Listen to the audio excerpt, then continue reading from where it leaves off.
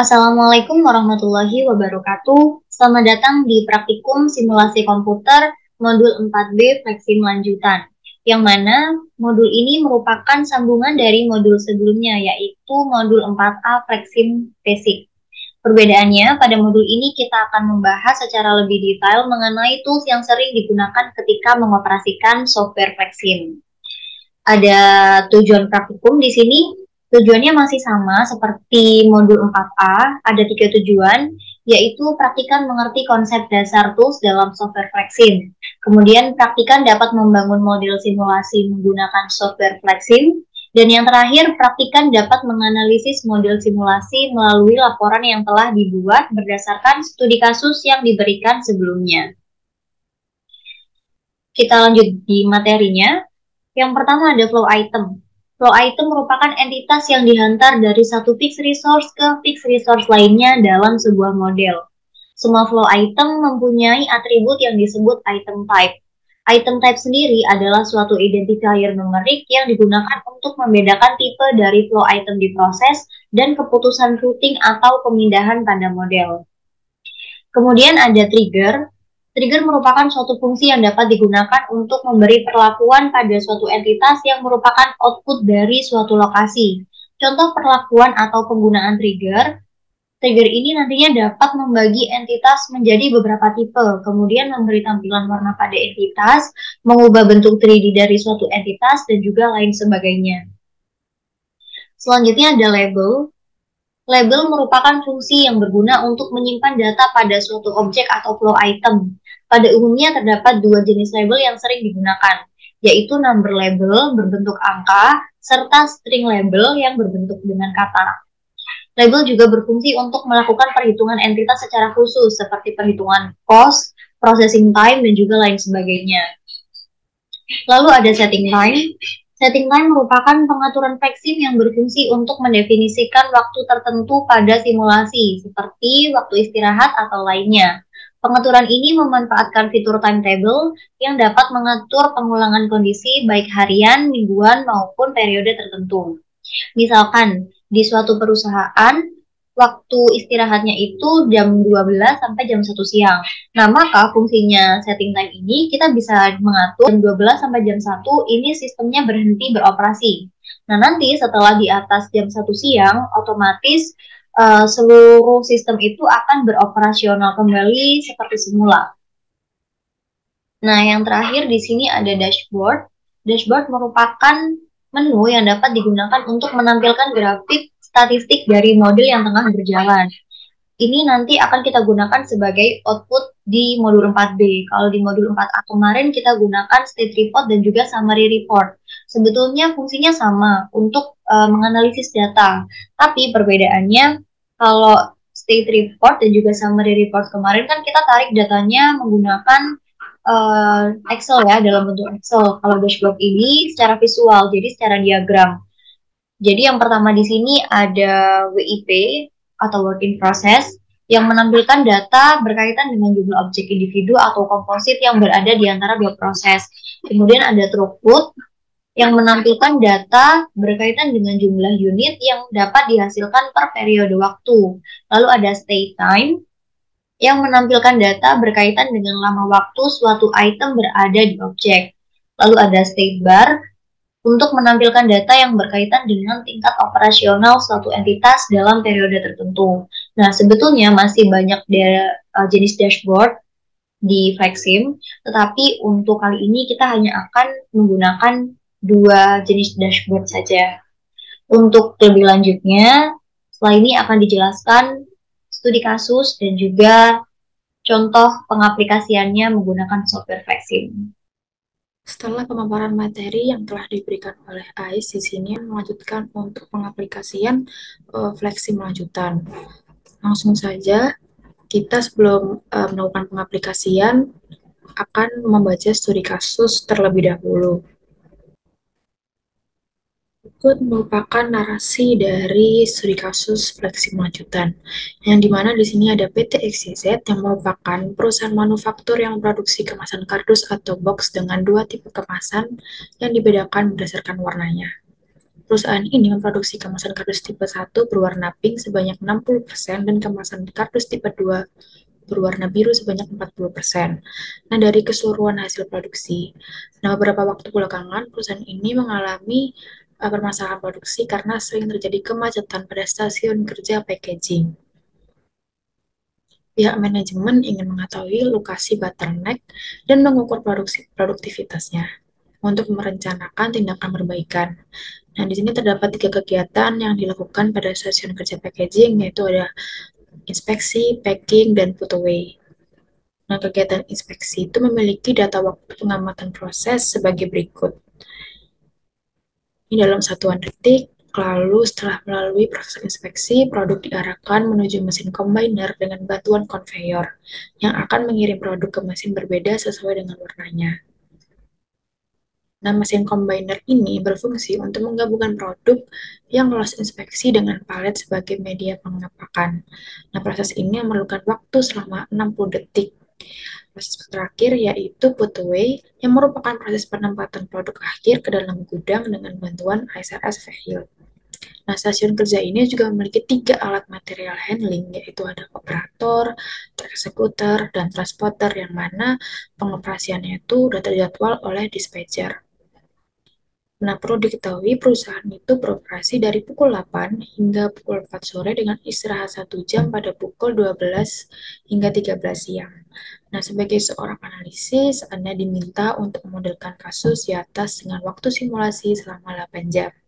Beberapa hal yang bisa di-highlight dari narasi studi kasus fraksi lanjutan di sini, yaitu ada 2 tipe kemasan yang dibedakan berdasarkan warnanya, yaitu ada warna pink dan warna biru, yang dimana terdapat presentasenya juga, yaitu warna pink sebanyak 60% sebagai tipe 1 dan warna biru sebanyak 40% sebagai tipe 2. Di produk aliran yang kita bikin ini termasuk pada stasiun kerja packaging.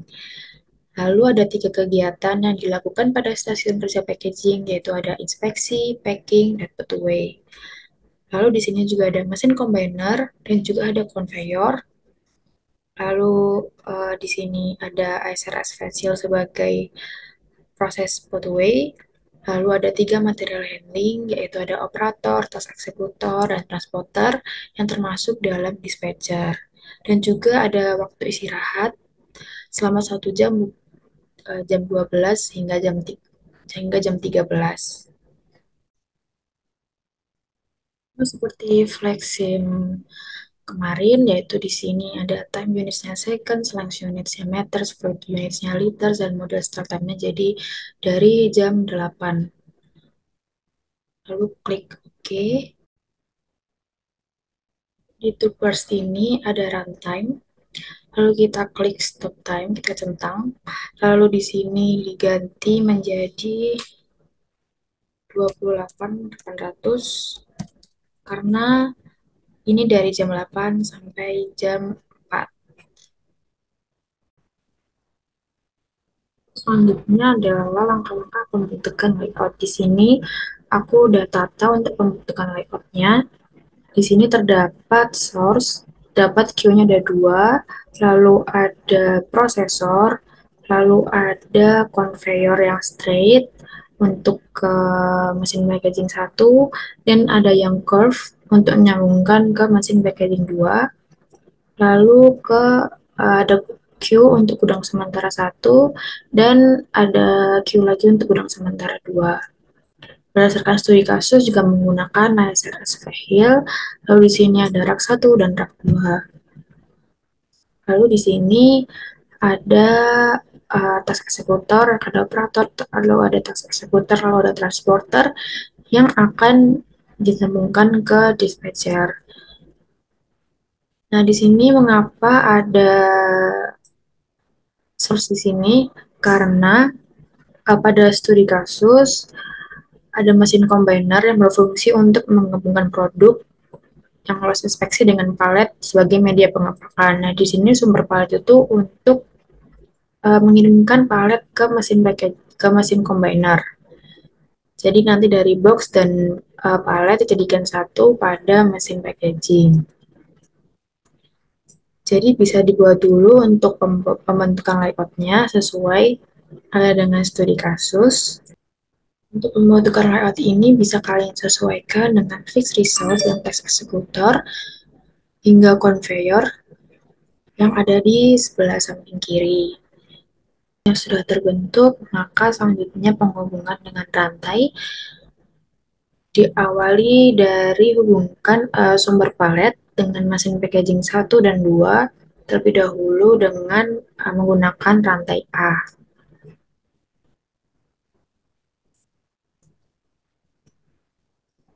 Hubungkan seluruh komponen fixed resource yang tersisa menggunakan rantai A secara berurutan mengikuti alur kerjanya.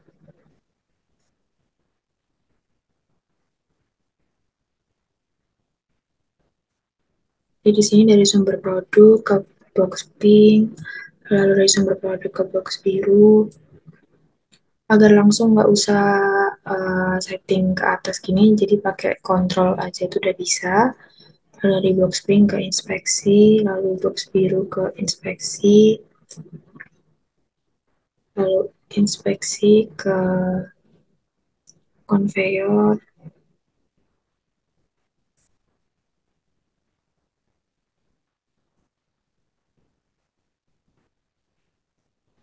mengikuti dengan alur prosesnya.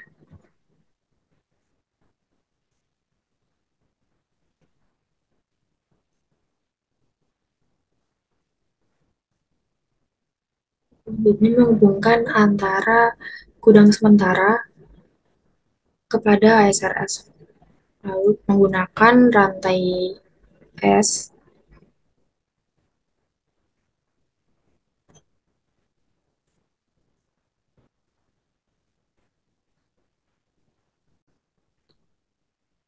Selanjutnya kita ke pengaturan dispatcher. Jadi dispatcher ini fungsinya untuk mengontrol pergerakan dan alokasi sekumpulan task eksekutor, yang dimana di sini ada operator, lalu ada eksekutor 1 dan transporter dalam beberapa port yang terhubung. Kita hubungkan antara dispatcher dengan task eksekutornya, yang dimana menggunakan rantai A.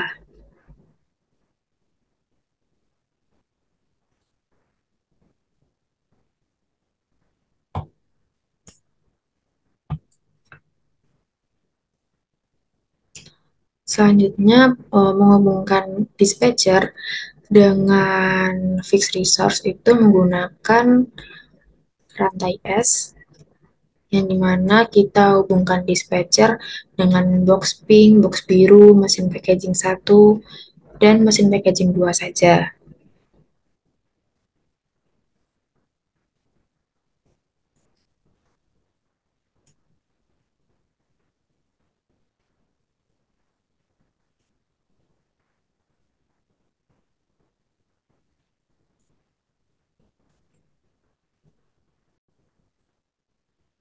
Selanjutnya kita masuk pada setting fixed resource. Di sini kita klik sumber produk, lalu kita di sini terdapat menu source, yang dimana arrival stylenya inter arrival time, lalu flow item classnya box karena produk kita box, lalu apply, lalu kita ke trigger untuk persentase produknya. Di sini kita klik plus, lalu on creation, lalu klik plus, lalu ke data, lalu ke set item by percentage, karena tadi sesuai kasus yaitu persentase 60% dan 40%. Karena di sini kita add dulu, lalu karena ada 2 percentage-nya, jadi kita tambahkan lagi. Nah, di sini kita setting untuk yang 60 terlebih dahulu, karena yang 60% termasuk pada tipe 1 sesuai dengan studi kasus, lalu selanjutnya 40% untuk tipe 2. Lalu kita add One creation untuk visualnya, karena ada perbedaan warna, jadi kita tambahkan visual dengan set color by case. Dan di sini karena ada dua tipe warna, jadi kita add dua warna yang dimana di sini untuk warna satu yaitu color pink, lalu untuk dua ada color blue sesuai dengan studi kasus. Kalau sudah, kita apply, lalu kita ke menu flow, lalu ada send to port. Karena kita sesuai dengan case, jadi kita set up by case, lalu kita klik port by case. Karena tadi ada dua warna, jadi dua case, jadi kita klik case 1 dan case 2. Untuk case 1 ke port 1, untuk yang case 2 berarti ke port 2. Lalu kita apply, lalu kita oke. Selanjutnya kita ke queue dengan box pink dan box biru, klik salah satu antrian antara box pink atau box biru. Lalu sini ada menu queue, maksimum kontennya, karena ini kita box pink dengan persentase 60%, jadi maksimum kontennya 600. Lalu klik apply, lalu pilih menu flow, lalu centang use transport, karena kita memakai task executor, lalu apply, lalu oke, dan juga dengan box biru, maksimum kontennya 400, karena persentase 40%, lalu kita ke flow, lalu use transport, apply, dan oke.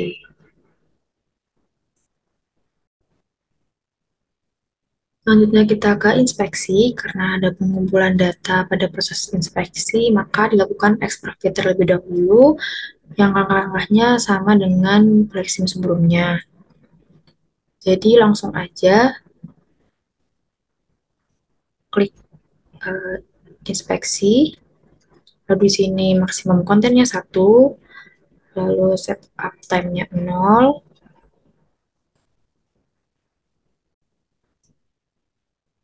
ini proses time-nya udah aku input sesuai dengan hasil expert fit yang aku dapat.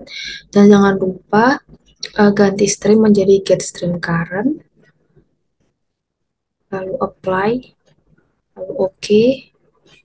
Kita ke conveyor, perlu diperhatikan pada conveyor, jika arahnya benar, yaitu ke kanan, maka berarti conveyornya dengan arah yang sudah benar. Namun jika arahnya terbalik ke sini, maka harus di reverse direction, yaitu settingnya bisa di sebelah kanan sini. Tinggal di reverse direction aja, diklik. Nah, berarti arahnya sudah benar untuk ke sini. Perlu diperhatikan juga karena nanti conveyor nggak bisa jalan. Nah, selanjutnya untuk pembedaan jalur ini kita menggunakan bantuan decision point, di mana ada sebelum persimpangan jalur, lalu setelah persimpangan menuju packaging 1, dan menuju packaging 2. Klik decision point. Di sini kita pasang trigger, yang dimana dengan klik plus, lalu on continue, lalu di sini ada send item by case, lalu tambahkan setup case-nya hingga case 2,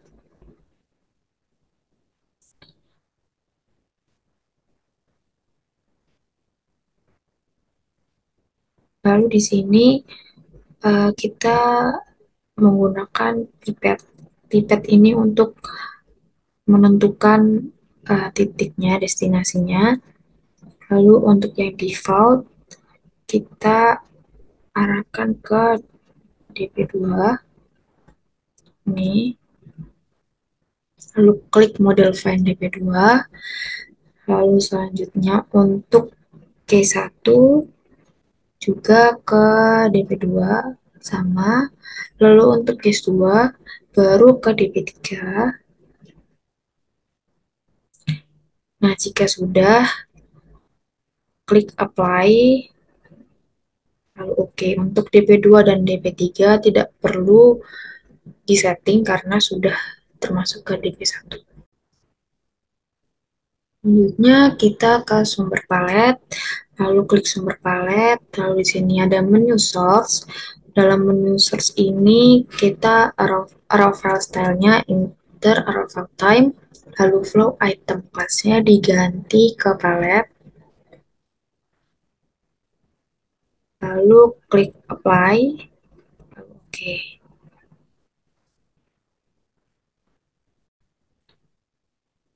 Lalu selanjutnya kita ke mesin combiner, yaitu pada mesin packaging 1 dan packaging 2. Lalu klik salah satu. Nah, di sini ada menu process time, setup time-nya 0, lalu proses time-nya pada studi kasus karena sudah tertulis secara pasti yaitu 60, jadi langsung aja 60 tanpa harus extrovert. Lalu kita apply, lalu kita ke menu combiner, lalu di sini ada uh, combine mode-nya itu pack, lalu target kuantitinya diisi 4, lalu kita klik apply, lalu oke. Lalu kita lakukan hal yang sama pada mesin packaging 2, yaitu di sini ada proses step-nya 60, lalu di combine-nya pack, lalu target kuantitinya 4. Lalu karena kita menggunakan task executor pada dispatcher, jangan lupa untuk use operators per proses, lalu number of operatornya 1. Itu pun juga mesin packaging 1. Kita apply, kita oke. Lalu kita ke queue untuk gudang sementara 1 dan gudang sementara 2. Lalu di sini maksimum kontennya 600 untuk gudang sementara 1. Lalu untuk gudang sementara 2 itu 400.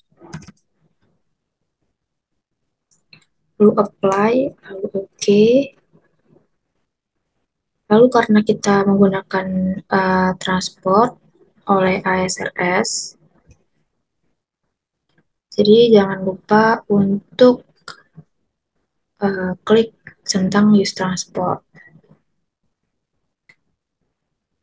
Itu juga dengan gudang sementara 2.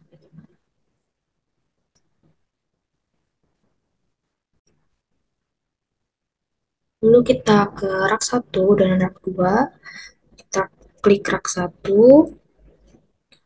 Lalu di sini ada place in bay.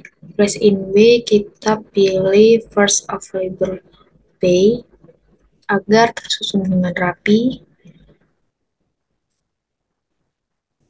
Ininya maksimum items per selnya 1. Lalu place in levelnya juga first available level. Lalu kita apply.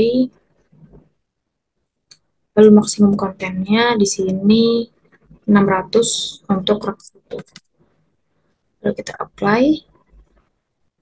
Lalu kita ke menu size table. Nah, karena kita di sini ada banyak produk, jadi di sini size table-nya Number of base-nya ada 50 dan numbers of level-nya ada 10. Jadi nanti ini di uh, B-nya diklik sampai 50.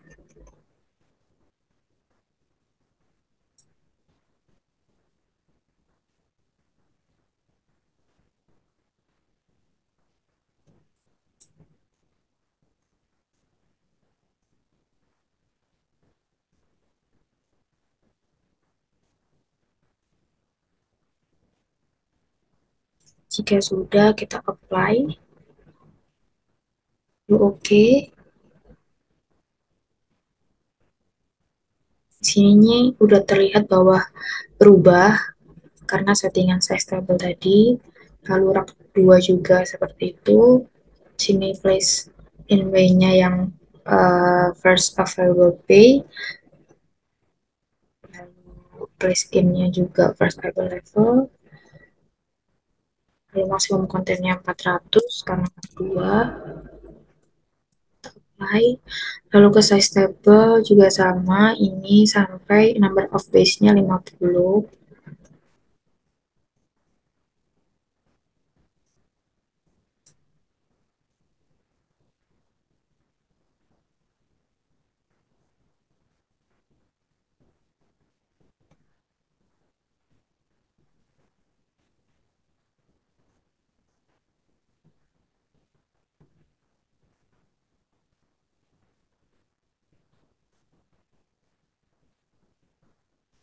Kita apply lalu oke, karena jika tidak dibanyak seperti ini, nanti produknya akan menumpuk.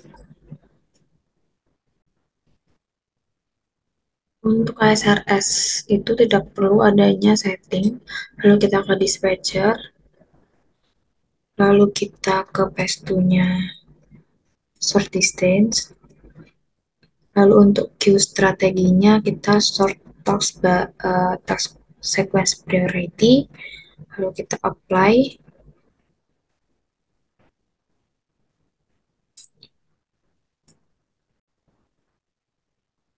Selanjutnya, karena pada studi kasus diketahui bahwa adanya jam berhenti yang dikarenakan oleh jam istirahat, yang artinya bahwa proses produksinya itu akan berhenti selama waktu istirahat. Nah, cara untuk setting itu adalah dengan setting time, yang dimana setting time ini bisa melalui fix results. Jadi kita klik salah satu fix results, lalu kita ke breakdown, lalu kita ke ini, this object is a member of the following timetable dengan add, lalu add new timetable, lalu di sini pilih membernya, itu seluruh fixed resource yang digunakan pada lembar kerja. Yang di sini ada sumber produk, menggunakan source, ada queue, lalu ada racks, lalu ada combiner, lalu ada prosesor, lalu di select, lalu kita ke table, lalu ke modenya itu yang daily repeat.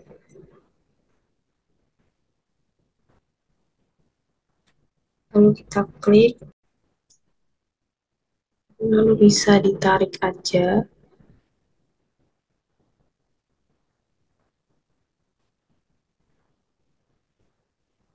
Sampai waktunya pas. Seperti ini, lalu kita apply, lalu kita oke. Ini apabila layout dan settingannya sudah, kita coba dengan run, apakah model yang kita buat error atau tidak. Kita coba run, dan speednya bisa kita cepatkan. Di sini terlihat bahwa udah terpisah dari warna pink dan biru. Yang biru masuk ke mesin packaging 2, yang pink masuk ke mesin packaging 1, Lalu untuk yang pink masuk ke rak satu dan nanti yang biru akan masuk ke rak dua.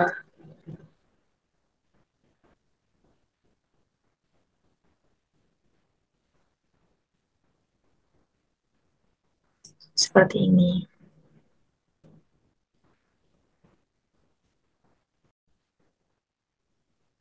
Selanjutnya kita akan melihat apakah setting time kita sudah benar atau belum, yang dimana proses produksi akan berhenti. Caranya dengan kita klik runtime lalu display mode-nya diganti ke date and time biar tahu kelihatan jamnya di sini. Lalu kita reset dulu. Setiap kalian ngeran atau ingin mengulangi run lagi, itu harap di reset dulu. Lalu kita coba run, kita cepetin.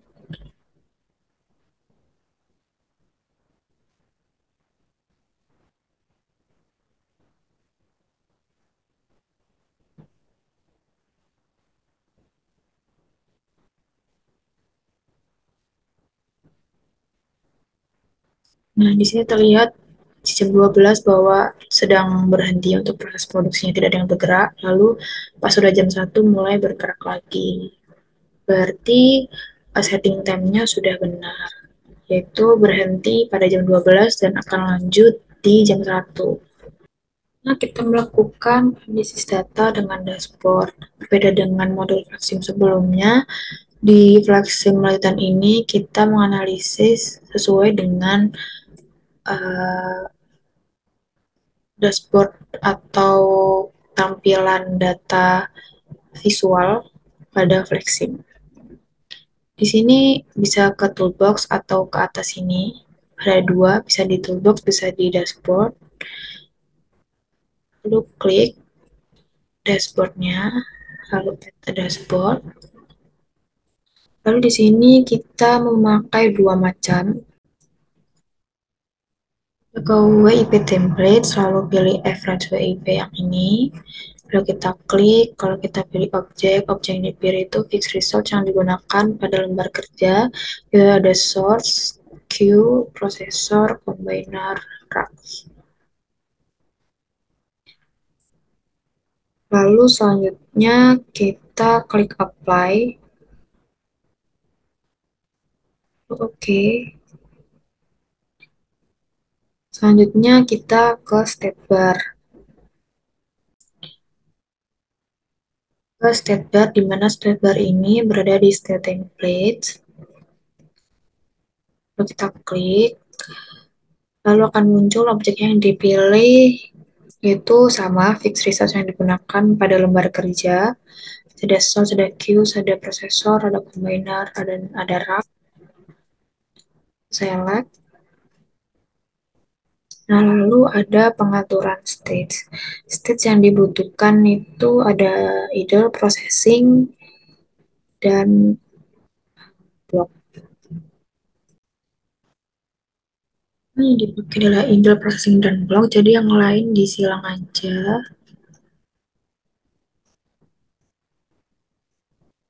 Lalu kita apply, lalu klik OK. Lalu kita perlu run untuk mengetahui visual data dari dashboard, yaitu dengan di run lagi, tapi jangan lupa untuk di reset terlebih dahulu. Untuk display mode-nya bisa dikembalikan lagi. Lalu kita run.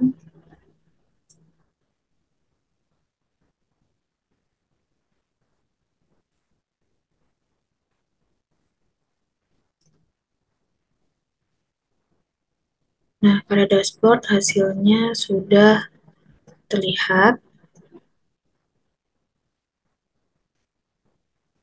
seperti ini. Nanti hasil dari visualisasi datanya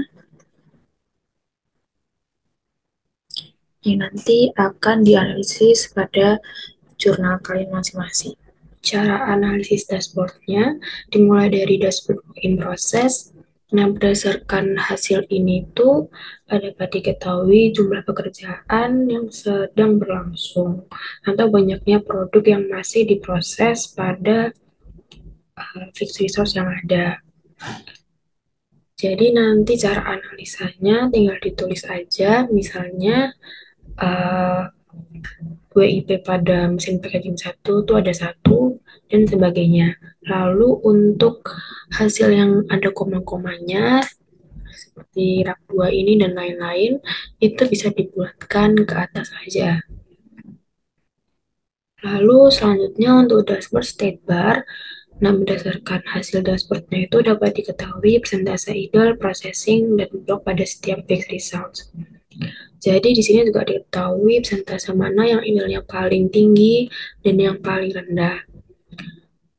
Lalu cara untuk analisanya di sini tinggal kursornya tinggal ke barnya, lalu nanti muncul persentasenya.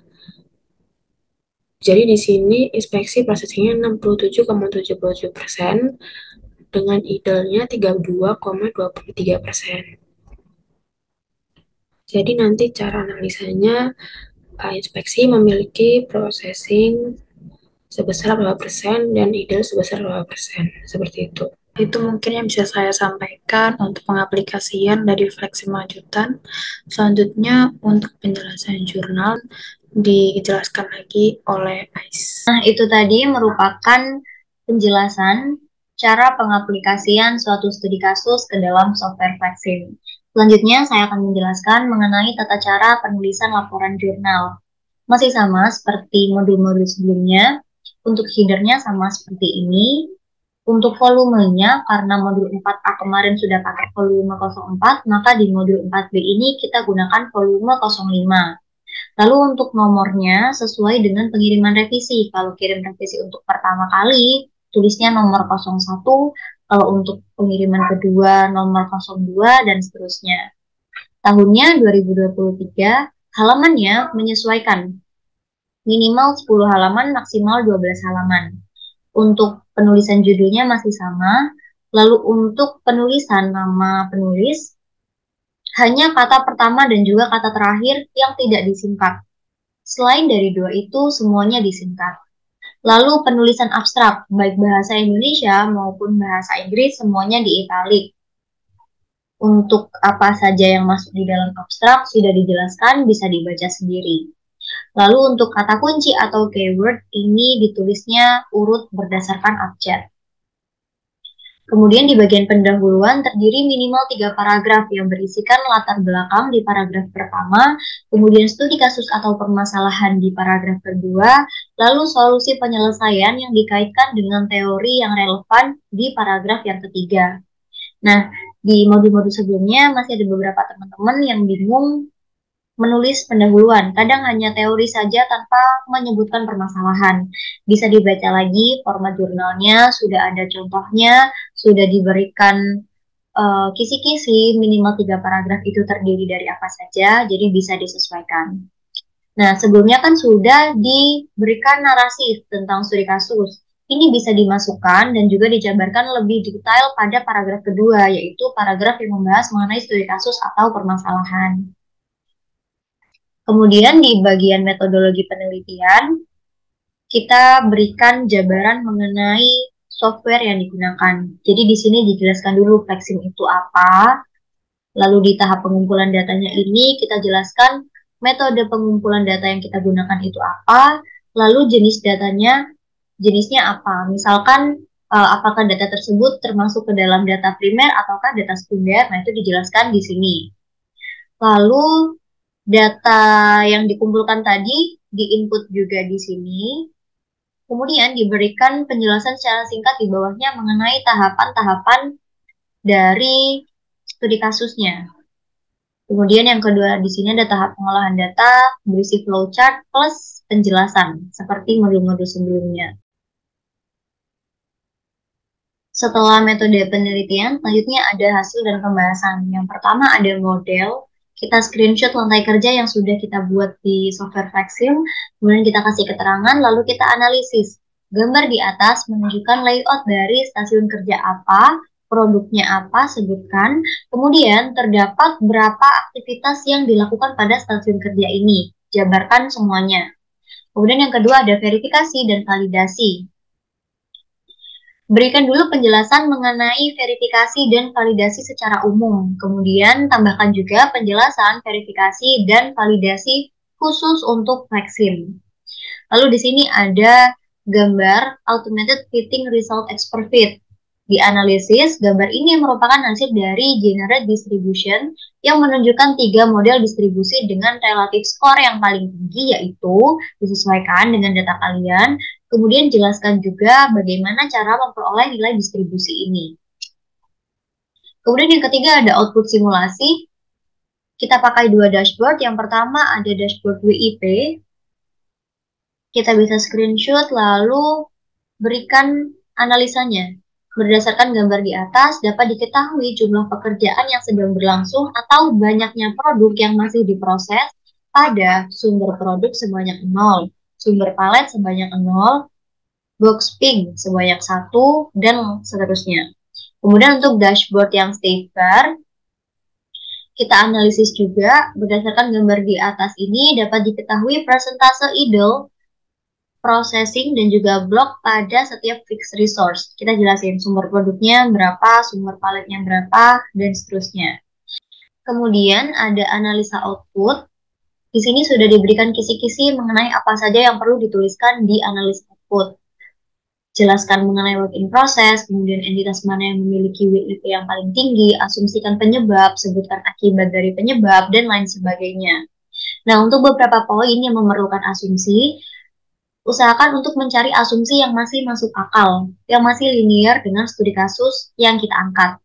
Jadi kita ketika koreksi asletnya masih bisa mengerti kelinearan atau kesesuaian dari studi kasus yang kalian buat. Kemudian selanjutnya ada kesimpulan. Di sini sudah ada kisi-kisinya juga, jelaskan secara singkat permasalahan, tujuan, dan output yang dihasilkan, kemudian jelaskan penyebab terjadinya permasalahan, dan berikan rekomendasi perbaikan. Nah, jangan lupa juga di kesimpulan ini kita tambahkan saran untuk penelitian lebih lanjut ke depannya. Lalu yang terakhir ada daftar pustaka. Nah, daftar pustaka ini tidak perlu pisah halaman ya, jadi posisinya seharusnya di bawahnya kesimpulan, harusnya di sini. Bisa disesuaikan ketika menuliskan laporan jurnal nantinya. Oke, kita lanjut ke tugas praktikum. Yang pertama, tugasnya membuat layout lantai kerja yang sama persis seperti yang telah dicontohkan, tetapi dengan studi kasus sesuai yang diberikan ASLab. Atau misal ASLabnya meminta kalian cari studi kasus sendiri, kalian bisa mencari studi kasus yang lain, tidak harus sama, tapi setidaknya layout kerja yang kalian buat itu masih nyambung dengan studi kasus yang kalian berikan. Nah, membuat layoutnya ini sama persis, kemudian ditambahkan minimal satu entitas fixed resource pada lembar kerjanya. Jadi, tadi kan kita sudah buat stasiun kerja packaging. Nah, misalkan kalian mau membuat stasiun kerja produksi, kita kan bisa tuh pakai layout yang sama. Tetapi bisa diganti nama entitas-entitasnya, seperti mesinnya tuh diganti mesin jahit, kemudian mesin cap, dan segala macam. Nah, kita tuh disuruh menambahkan minimal satu entitas fixed resource dari layout lantai kerja yang sudah dicontohkan sebelumnya.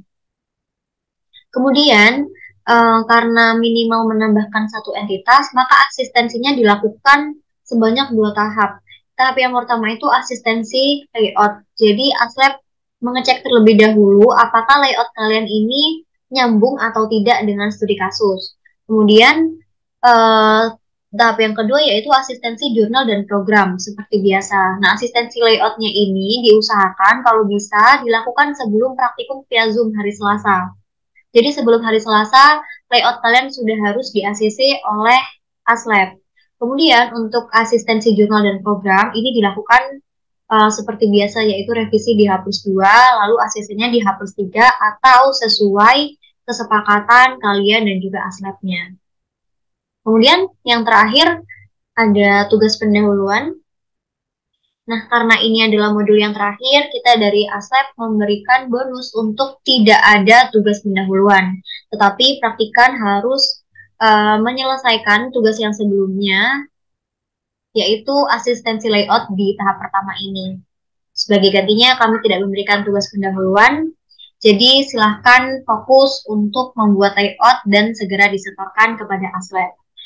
Terima kasih banyak atas perhatiannya. Semoga praktikumnya bisa berjalan dengan lancar ke depannya. Sekian, wassalamualaikum warahmatullahi wabarakatuh.